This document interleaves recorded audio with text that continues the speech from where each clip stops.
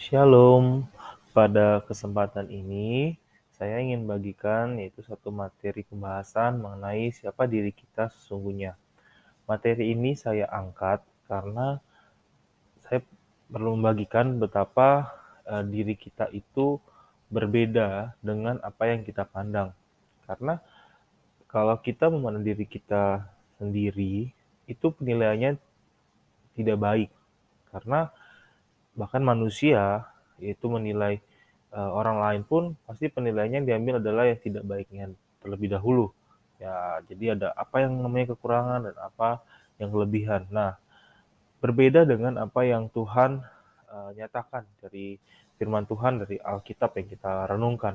Nah, karena itu saya ingin men-sharingkan yaitu mengenai siapa diri kita sesungguhnya. Nah, pertama yang harus kita tahu adalah kenali apa yang Alkitab katakan tentang diri kita.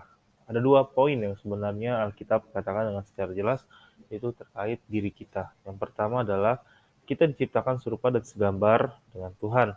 Di dalam Kejadian 1 ayat 26, di mana ketika Tuhan Allah menciptakan manusia, kita diciptakan dengan gambar dan rupanya. Nah, artinya manusia itu adalah bahasanya wujud wujud gambarnya, wujud lukisannya, wujud karyanya Tuhan. Nah, berbeda dengan uh, binatang atau tumbuhan tidak dibentuk karena manusia dikatakan juga di dalam Kejadian 2 ayat 7 dikatakan manusia itu dibentuk sama Tuhan. Nah, jadi ada perbedaan dan bahkan manusia pun diciptakan itu memiliki kehendak bebas. Nah, kemudian manusia itu adalah ciptaan yang berharga dan mulia karena di dalam Yesaya 43 ayat 4 dikatakan, sebab oleh karena engkau berharga di mataku dan mulia. Nah, manusia itu terlepas dari jati dirinya mau percaya apa tidak, 2 poin ini adalah sungguhnya yang melekat dalam dirinya. Nah, ketika manusia jatuh dalam dosa, citra dirinya, yaitu apalagi citra dirinya terhadap Allah, citra dirinya sendiri, dia menilai dirinya sendiri adalah cacat, tidak sempurna, tidak bagus, jelek. Apalagi ketika dia minta dinilai sama Allah. Ada hal-hal yang dia merasa minder. Karena itu ketika seseorang terkadang dalam kehidupan sehari juga bertanya apakah pakaian ini bagus atau tidak. Nah, kadang penilaian bukannya kadang tetapi penilaian-penilaian yang dilakukan oleh manusia itu adalah berubah-berubah. Kenapa itu bisa terjadi? Ya karena manusia telah jatuh dalam dosa.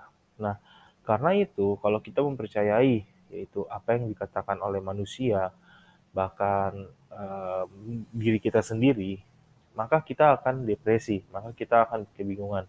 Nah, tetapi berbeda ketika kita mengenali apa yang kita katakan tentang diri kita, yaitu kita mulia, kita tuh serupa dan segambar dengan Allah.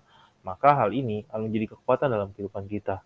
Nah, iblis tidak senang akan hal ini karena kalau kita menyadari akan hal ini dan itu kita yakini dengan sungguh, maka dia tidak akan bisa itu mendakwa kita dan bahkan tidak bisa membuat kita depresi karena iblis itu ya kalau kita tahu ya apa sih pertanyaannya juga jika kita berkata demikian, kenapa tidak ada yang berbeda dengan kita orang percaya sama dengan orang yang tidak percaya Tuhan?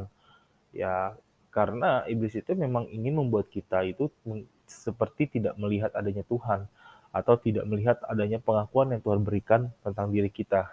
Sehingga kita ketika kita menyadari kita hanya orang berdosa, kita orang tidak layak, akhirnya hidup kita menjadi takut akan Tuhan, menjadi takut akan Tuhan.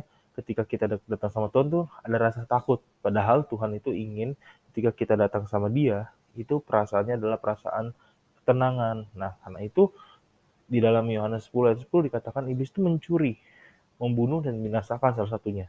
Kenapa?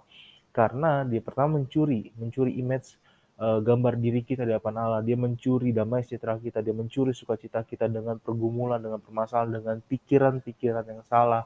Sehingga ketika kita tidak menemukan hal itu, dia akan dengan mudah membunuh kita. Dan bahkan yang terakhir adalah dia membinasakan kita. Tetapi ketika kita menyadari gambar diri kita di hadapan Allah, bahwa kita mulia, bahwa kita berharga, karena Yesus mati buat kita, kita dikasihi oleh Tuhan, apa yang terjadi? kita tidak lagi mengalami takut. Kita bisa datang kepada Tuhan karena kita menyadari kita dikasihi oleh Tuhan.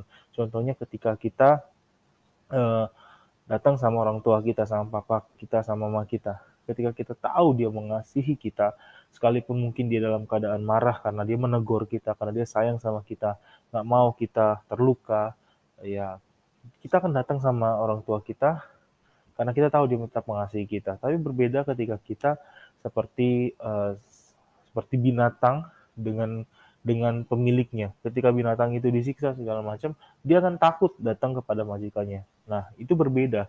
Kenapa? Karena kita digambarkan dengan Tuhan adalah serupa dan segambar, dan kita adalah anak-anaknya Tuhan Yesus sendiri, itu anak-anaknya Bapa di dalam Tuhan Yesus. Nah, kemudian coba kita renungkan, yaitu renungkan apa? Akankah kita percaya dengan si pendusta yang ingin mencuri kebenaran yang Tuhan telah nyatakan dalam firman, atau terpercaya tentang diri kita di hadapan Tuhan melalui Yesus Kristus, bahwa kita ini orang yang berharga, bahwa kita ini mulia, karena itu Tuhan Yesus mati buat kita. Dan karena itu di Yohanes 8 ayat 32, ketika kita mengetahui kebenaran inilah yang akan memerdekakan kita. Karena itu kita harus membaca Alkitab, kita merenungkan firman Tuhan, agar apa? Agar kebenaran-kebenaran yang ada di dalam firman Tuhan itu menjadi kekuatan kita, menjadi keyakinan kita bahwa kita adalah orang yang dibenarkan, bahwa kita adalah orang yang dikasihi, bukan karena kelakuan kita, bukan karena perbuatan kita, tapi karena apa yang Yesus lakukan buat kita. Itu saja yang ingin saya bagikan, ingin saya sharingkan. Sekiranya ini memberkati kita semua. Shalom.